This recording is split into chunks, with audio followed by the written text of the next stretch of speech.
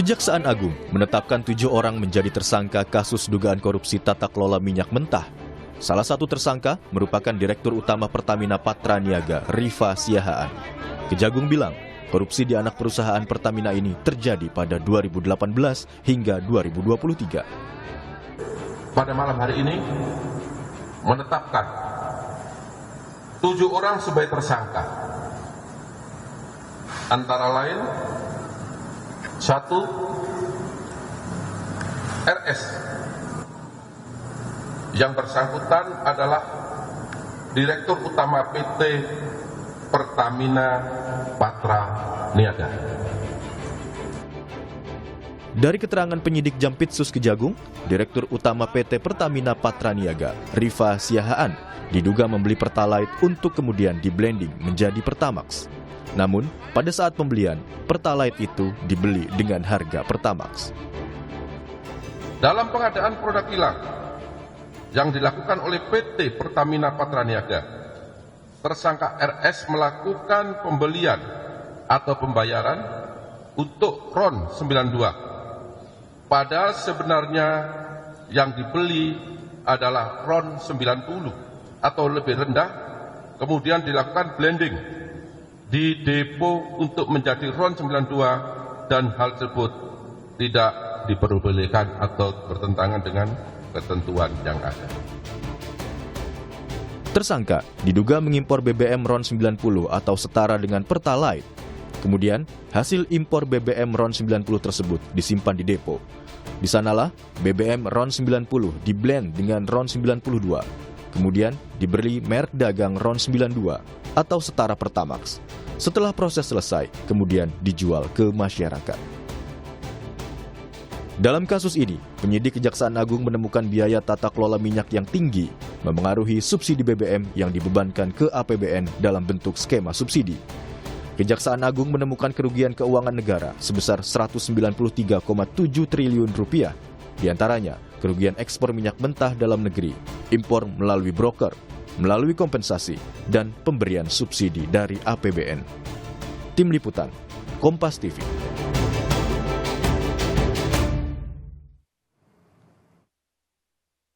Sementara itu, Saudara, PT Pertamina Persero membantah tudingan oplosan bahan bakar minyak BBM Pertalite ke Pertamax dalam dugaan kasus korupsi yang tengah diusut Kejaksaan Agung. Vice President Corporate Communication Pertamina Fajar Joko Santoso memastikan kualitas BBM yang sampai di masyarakat sudah sesuai dengan standar yang ditentukan oleh Dirjen Migas. Menurutnya, informasi yang beredar di masyarakat merupakan disinformasi. Pastikan bahwa yang dijual ke masyarakat itu adalah sesuai dengan spek yang sudah ditentukan oleh Dirjen Migas. RON 92 itu artinya ya RON 92, Pertamax, RON 90 itu artinya Pertalite. Kan muncul narasi oplosan itu kan juga nggak sesuai dengan apa yang disampaikan oleh kejaksaan kan sebetulnya. Jadi di kejaksaan mungkin kalau boleh saya ulang kan lebih mempermasalahkan tentang pembelian 90-92 bukan adanya oplosan, sehingga mungkin narasi yang keluar yang tersebar sehingga ada misinformasi di situ. Tapi bisa kami pastikan bahwa produk yang sampai ke masyarakat itu sesuai dengan speknya masing-masing. 92 dan Pertamax, 90 adalah Pertalite. Kejaksaan Agung menetapkan ada 7 orang tersangka terkait dengan kasus dugaan korupsi tata kelola minyak mentah Pertamina. Dan salah satu tersangkanya merupakan Direktur Utama Pertamina Patraniaga. Dan yang tidak main-main, Kejaksaan Agung menemukan kerugian keuangan negara sebesar Rp193,7 triliun. Lalu pertanyaan selanjutnya, bagaimana pengawasannya di DPR sebagai mitra kerja? Sudah bergabung bersama kami di pagi hari ini melalui sambungan daring. Ada anggota Komisi 6 DPR RI, ada Pak Darmadi Durianto. Selamat pagi Pak Darmadi. Selamat pagi Pak Darmadi, sepertinya masih di mute audionya Pak Darmadi. Oh, masa? Oke, siap. Sudah. Selamat pagi. Ya. Pagi, Mbak.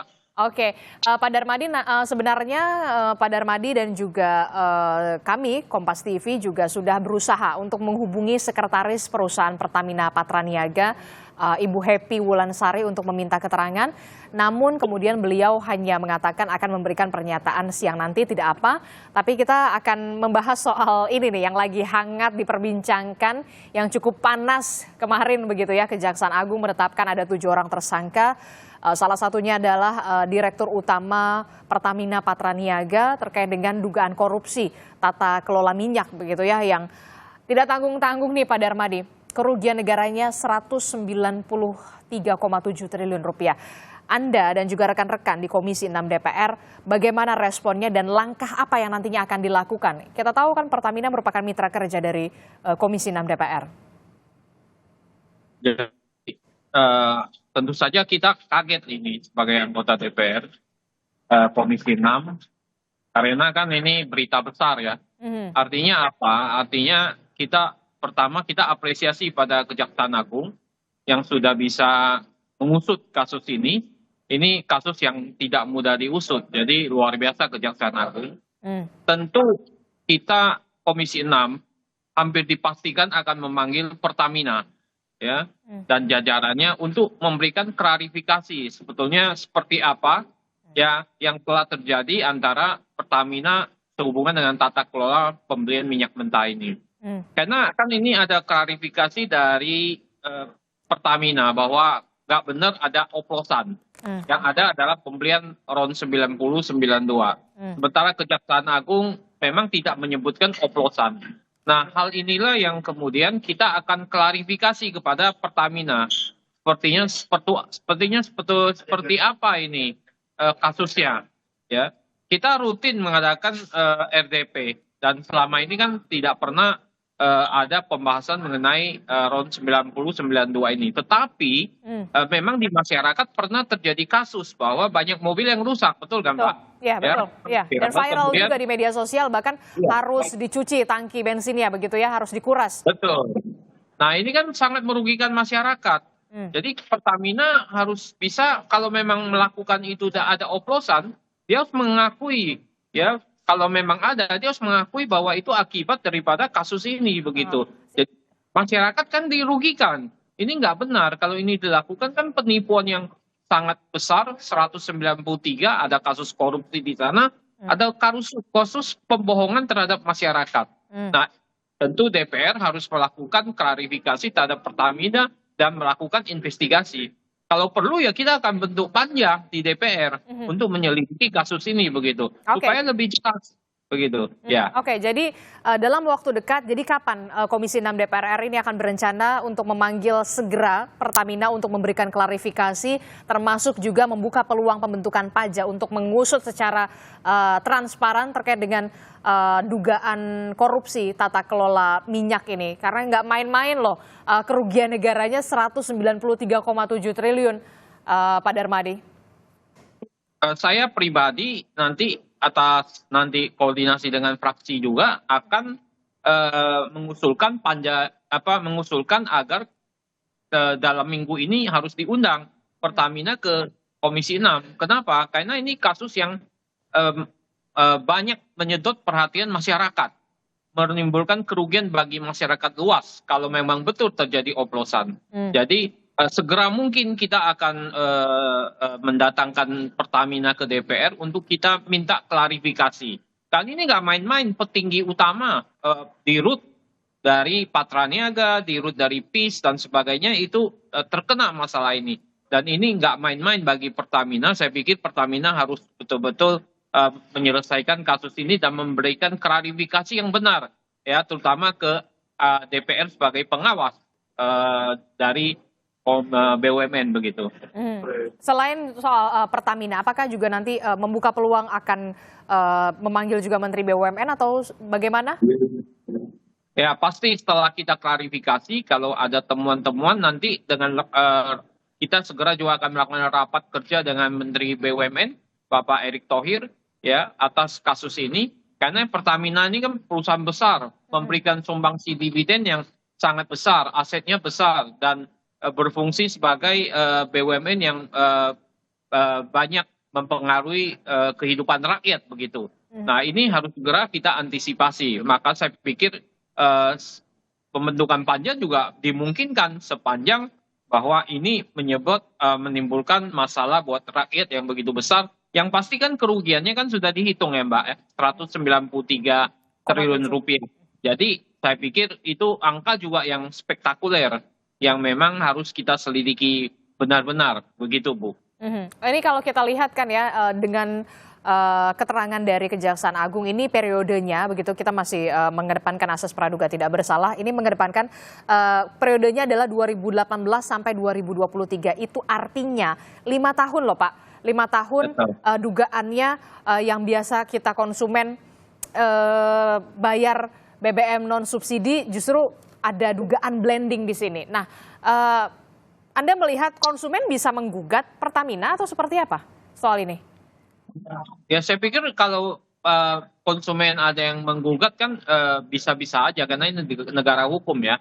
Apalagi kalau kita kaitkan dengan kerugian masyarakat yang cukup besar begitu ya. Tapi memang prosesnya, mekanismenya tentu harus diatur ya. Bagaimana caranya? Nah, silakan konsumen. Saya pikir kalau yang mau menggugat atau apa bisa lewat class action atau apapun ya.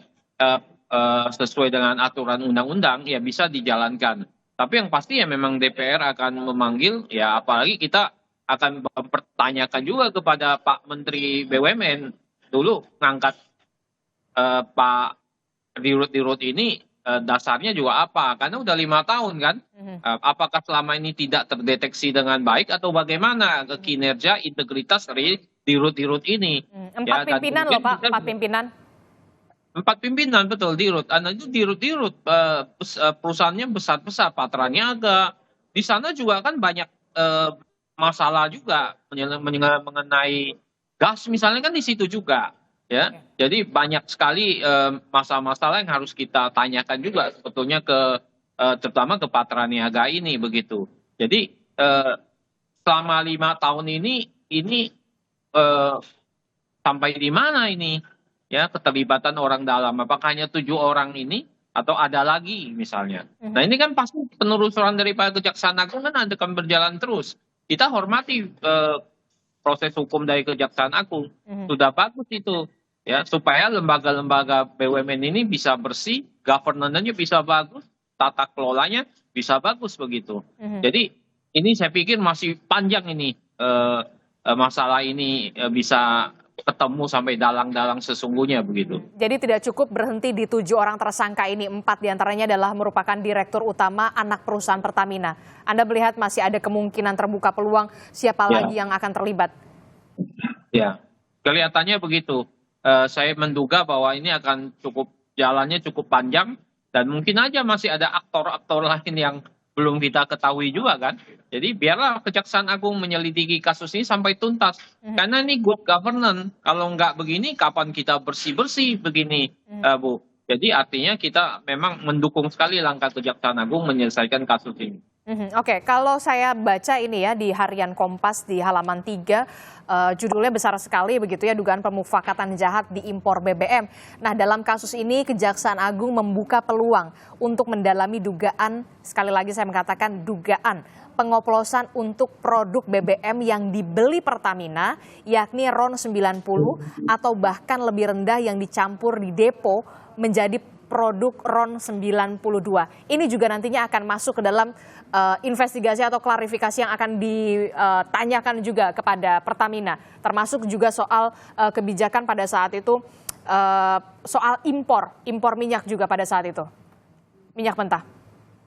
Ya saya pikir bukan hanya kasus ini aja yang akan kita dalami juga. Sekaligus kita ini membuka kotak Pandora juga. Karena kita tahu bahwa Pertamina itu juga perusahaan besar, di dalamnya juga banyak kurang bagus juga kan good governance-nya. Ya, ini yang kita akan selidiki sampai ke akar-akarnya begitu. Dari sisi aksi korporasi yang mereka lakukan. Kalau proses hukum kan kita nggak mau intervensi ya, karena itu urusannya Kejaksaan Agung. Tetapi bagi kami aksi-aksi korporasi yang merugikan masyarakat tentu akan kita dalami semua. Supaya Pertamina betul-betul nanti bisa bersih ya, apalagi dikaitkan dengan pembentukan Danantara yang kalau itu nggak diberesin semua, ya berarti lembaga ekonomi, lembaga BUMN-nya masih banyak yang bermasalah. Tentu itu akan mengganggu sasaran daripada pembentukan Danantara seperti yang diresmikan oleh Bapak Presiden Prabowo begitu. Ya kita dukung pemerintah ini bersih-bersih begitu. Artinya kalau bisa ya memang semua kita dalamin sampai betul-betul bisa menyelesaikan kasus ini dengan baik begitu. Jadi harapan kami akan undang segera. Ya saya akan bicarakan dengan semua pihak terkait agar ini cepat diundang ke DPR supaya kita bisa mendalami karena ini memang kasusnya sangat besar begitu dan menarik menyedot perhatian masyarakat. Tentu, Jadi gitu. karena kalau memang ini betul dugaannya ada blending dalam tanda kutip dari RON 90 ke RON 92 begitu ya, dari Pertalite menjadi Pertamax, tentu yang dirugikan tidak hanya negara tapi juga masyarakat begitu ya, dari 2018 sampai 2023, termasuk juga soal pembersihan bagaimana dugaan-dugaan mafia migas di dalamnya. Iya betul. Mafia migas, mafia gas itu ada juga yang menarik perhatian daripada DPR adalah bagaimana pengaturan pembagian gas, ya kuota-kuota gas ke agen-agen. Ini juga sering menyedot perhatian daripada DPR begitu. Ini juga bagian yang akan kita dalami juga begitu. Ya. Jadi banyak sebetulnya masalah-masalah yang harus kita dalami ya. Kalau 5 tahun saya lihat kan ini kan belinya RON 9. Harga RON 90 dijualnya Pertamax 92, di situ ada kerugian ya.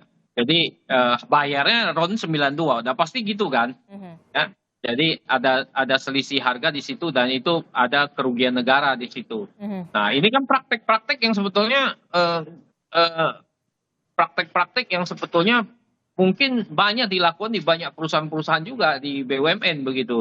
Markup, ini praktek markup yang akhirnya merugikan negara begitu. Nah ini saya pikir ini menjadi tugas berat kami untuk bisa mendalami ini ya agar bisa bekerja buat masyarakat ya sehingga masyarakat tidak dirugikan begitu dan negara juga tidak dirugikan. Oke, ke depan menurut Anda dari Komisi 6 DPR RI selain juga nanti akan memanggil Pertamina dan juga mungkin Menteri BUMN untuk mengklarifikasi dan juga menjelaskan sebenarnya bagaimana duduk perkaranya terkait dengan kasus ini dan apalagi yang kemudian menurut Anda harus segera dibenahi atau dibersihkan di tubuh plat merah ini Pertamina? Jadi kan banyak di luar mengatakan bahwa Pertamina ini di dalamnya banyak mafia, ya banyak markup ya ini yang memang belum tuntas ya. Artinya ke depan tata kelola di dalamnya harus kita beresin juga ya karena tata kelola kan bagian daripada skop kerja DPR RI juga ya. Kita bagaimana mendalami tata kelola di dalam, permainan-permainan di dalam, aksi-aksi korporasi yang ada di dalam ya, apakah itu ada pemufakatan di dalamnya dan Pertamina kan besar sekali ya, subholdingnya aja banyak, itu banyak ya. Nah ini menjadi tugas yang akan kita kejar nanti sampai ke akar-akarnya begitu. Oke, tentu saja baik, kita akan tunggu nanti bagaimana Komisi 6 DPR RI sebagai mitra kerja dari Pertamina begitu ya untuk bisa segera memanggil dan juga mengklarifikasi begitu ya. Tapi kita juga akan pastikan ada narasumber lain kemudian yang nanti akan bergabung begitu ya. Tadi juga sudah dibahas, tapi seberapa besar kemudian peluangnya begitu ini akan dibentuk panja? Kalau saya lihat ini cukup besar ya, karena ini menyangkut masyarakat luas. Ya ada mungkin ada kaitan dengan masyarakat luas akibat oplosan tadi yang dibantah oleh Pertamina. Ya, dan tentu kita akan dalami kan ini bantahannya benar atau enggak gitu. Ya, apakah ini hanya bantahan karena mereka mengatakan oplosan tidak disebut oleh Kejaksaan Agung. Tapi kita juga akan dalami itu ya. Nah, karena ini kasusnya besar merugikan negara sudah pasti disebut angkanya pas lagi. Itu kan angkanya rigid sekali 193,7. Ya, artinya angka itu sudah hitung ya. Sudah dihitung oleh Kejaksaan Agung. Nah, dengan angka-angka yang sudah disebutkan, ya, kemudian ada masalah di masyarakat, saya pikir DPR mestinya membentuk panja untuk menginvestigasi ini begitu. Oke, memang membuka peluang pembentukan panja terkait dengan kasus ini, tapi nanti kita akan bahas lagi usai jeda Pak Darmadi dengan juga narasumber lain yang baru akan bergabung. Kemudian tetaplah bersama kami usai jeda. Kami kembali hanya di Sapa Indonesia Pagi.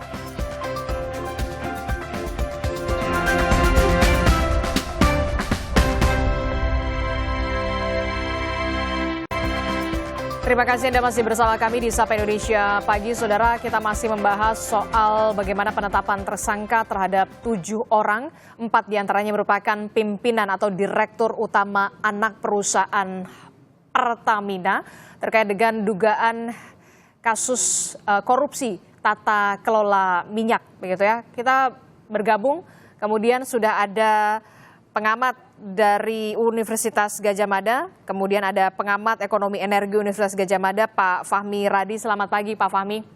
Pagi, Desti. Ya, Pak Fahmi, maaf kami mengganggu pagi Anda begitu secara mendadak begitu karena menyangkut hajat hidup orang banyak. Ini 2018 loh, Pak Fahmi, dari 2018 sampai 2023 yang diungkap oleh Kejaksaan Agung soal bagaimana dugaan korupsi yang dilakukan oleh 4 pimpinan begitu ya, pucuk pimpinan dari anak Pertamina terkait dengan dugaan korupsi tata kelola minyak. Anda melihatnya seperti apa? Apakah modus-modus semacam ini, pattern-pattern semacam ini memang sudah kerap dilakukan oleh dugaan mafia migas? Ya, kalau pertama melihat kerugian negara yang begitu besar, hampir 200 triliun itu ya, ini lebih separuh dari penghematan efisiensi yang dilakukan oleh Prabowo kan 300 triliun, ini hampir 200 triliun. Iya. Dirampok oleh, menurut saya ini kemudian yang kedua modusnya, ini dilakukan oleh mafia migas gitu ya. Mafia migas itu melakukan persekutuan dari berbagai pihak, elitnya yang ada di Pertamina, kemudian juga bersekutu dengan swasta melakukan tindak kejahatan yang merugikan negara tadi. Modusnya, jadi tahun 2017 saya pernah menjadi anggota tim anti mafia migas. Waktu itu ketuanya si Faisal Basri almarhum itu ya. Ini modusnya sama persis gitu ya. Jadi pertama penghalangan dalam melakukan penggunaan minyak mentah untuk dikelola di kilang Indonesia itu dipersulit gitu ya.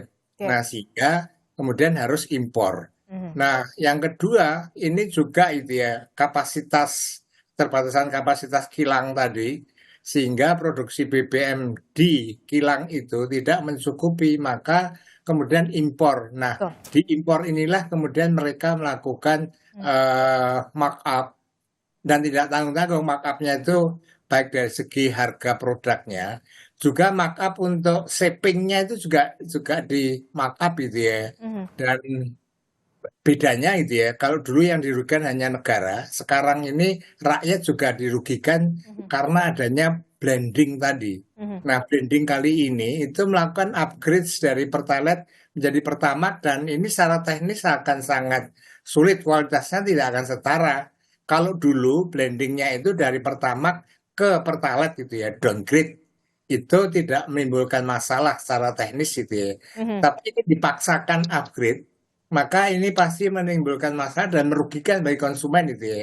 Sebenarnya kan sudah banyak juga beberapa keluhan konsumen yang menggunakan Pertamax tapi kok justru merusak mesin. Ini kan sebenarnya indikasi juga itu ya.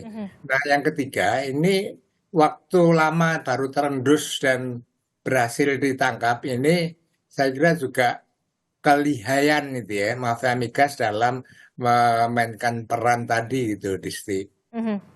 Oke, kalau tadi Anda menyebutkan ada dugaan, kemudian Kejaksaan Agung ini masih mendalami dugaan soal terjadinya blending, begitu ya, blending yang dilakukan seharusnya RON 90 begitu, Pertalite dalam tanda kutip begitu, kemudian di blending, dilabeli kemudian RON 92. Ini bisa dikatakan ini dioplos di depo atau bagaimana ini? Secara pemahaman kami kaum awam begitu. Ya, jadi kalau dulu itu blending itu dilakukan di kilang atau depo yang ada di Singapura gitu ya. Oke. sehingga lebih sulit juga mendeteksinya di. Nah, yang sekarang brandingnya itu dilakukan di depo yang ada di Indonesia gitu ya. Depo itu kan sesungguhnya kan tempat penyimpanan BBM yang siap diedarkan ke SPBU tadi. Nah, kemudian itu digunakan untuk branding tadi. Jadi dalam branding tadi memang ada semacam oplos atau percampuran gitu ya. Dari khususnya dari Pertalite diubah menjadi Pertamax, kemudian dengan menambahkan beberapa komponen tertentu itu yang dibutuhkan dalam blending tadi. Tapi karena kali ini yang di blending itu saya menyebutnya upgrade gitu ya, upgrade itu dari Pertalite ke Pertamax, ini secara teknis pasti akan menimbulkan masalah tadi. Karena untuk upgrade tadi dari Pertalite yang RON 90 menjadi RON 92, ini sebenarnya suatu hal yang sulit dilakukan gitu ya. Kalau misalnya dapat dilakukan, itu secara teknis tidak akan sempurna. Dan pasti akan ketahuan gitu loh. Saya berkeyakinan gitu ya, bahwa blending itu benar-benar dilakukan gitu ya. Karena itulah objek untuk melakukan korupsi tadi. Jadi belinya Pertalite tetapi dibayar Pertamax kan. Tapi bagi konsumen membeli Pertamax dapatnya Pertalite. Ini kan Pertamax KW itu ya, Mbak Disti. Oke, kami juga sudah melihat begitu ya, menyampaikan ada 2 modus korupsi tata kelola minyak begitu ya, 2 modus dugaan korupsi tata kelola minyak Pertamina yang tersangkanya ini diduga mengimpor BBM RON 90 yang kita tahu setara dengan BBM jenis Pertalite, BBM subsidi. Kemudian hasil impor BBM RON 90 diduga, sekali lagi kami mengatakan diduga disimpan di depo, kemudian di sanalah kemudian diduga BBM RON 90 ini kemudian di-blending dengan RON 92, kemudian diberi merek dagang RON 92 atau kita bisa kenal dengan setara BBM non-subsidi Pertamax. Setelah proses kemudian selesai, barulah kemudian dijual ke masyarakat. Ini modus semacam ini memang patternnya memang seperti itu untuk kemudian untuk dugaan korupsi tata kelola minyak. Selain juga soal penghalangan kapasitas, optimalisasi kapasitas produksi minyak, kemudian harus mengimpor begitu ya, Pak Fahmi. Ya, saya kira benar sekali itu ya. Tadi saya katakan juga mafia migas pada waktu yang lalu, salah satunya modusnya itu dengan melakukan blending. Hanya saat itu blendingnya itu dari RON 92 diturunkan menjadi RON 90. Nah, tetapi apa keuntungannya bagi mafia tadi dengan blending tadi? Maka itu harga pokok produksinya itu tidak bisa diketahui gitu ya, atau tidak ada referensi dari hasil blending tadi, karena memang tidak ada yang di pasar internasional itu tidak ada menjual Pertalite tadi. Nah, sehingga dengan mudah mafia migas tadi melakukan markup besar-besaran itu ya, dijual ke Pertamina atau dijual ke Indonesia yang harganya mahal. Nah, kemudian negara memberikan subsidi supaya harganya terjangkau oleh masyarakat. Nah, ini pola itu atau modus itu juga dilakukan yang saat ini hanya karena itu upgrade, maka itu pasti menimbulkan masalah secara teknis tadi. Tapi modusnya saya kira sama dalam rangka untuk memburu rente yang sebesar-besarnya yang dilakukan oleh mafia migas tadi di Disti. Yang sempat Anda juga tangani pada saat menjadi Satgas waktu itu ya, yang waktu itu ada berapa tersangka, Anda masih ingat betul Pak Fahmi? Nah, ini kelemahan di negara kita, penegakan hukum yang sangat lemah. Jadi meskipun saat itu kita sudah mengindikasikan ada beberapa pihak tersangka baik itu yang berasal dari Petra maupun pihak swasta tapi tidak terendus sama sekali. Tidak ada alat bukti yang bisa digunakan untuk menangkap mereka Kok bisa, Pak? Nah, waktu itu kesulitannya yang pertama lokusnya itu ada di Singapura itu ya, yang bukan wilayah teritorial tadi. Nah, kemudian yang kedua karena mafia migas itu punya backing ada di mana-mana gitu ya. Apakah di pemerintahan, apakah di aparat, sehingga kemudian tidak tersentuh. Maka rekomendasi yang kita berikan saat itu bubarkan Petral karena merupakan sarang mafia migas tadi, dan waktu itu periode pertamanya Jokowi dengan cepat dia kemudian dibubarkan. Tetapi pembubaran Petral tadi kan menunjukkan bahwa mafia migas sekarang ini kan masih ada, masih bergentayangan untuk melakukan perampokan terhadap keuangan negara, dan yang ditangkap kemarin salah satunya yang dari swasta itu ya, itu kan anak dari seorang tokoh yang waktu kami itu dikenal atau ditenggarai sebagai pentolan mafia migas tadi. Tapi dia tidak tersentuh hukum itu ya.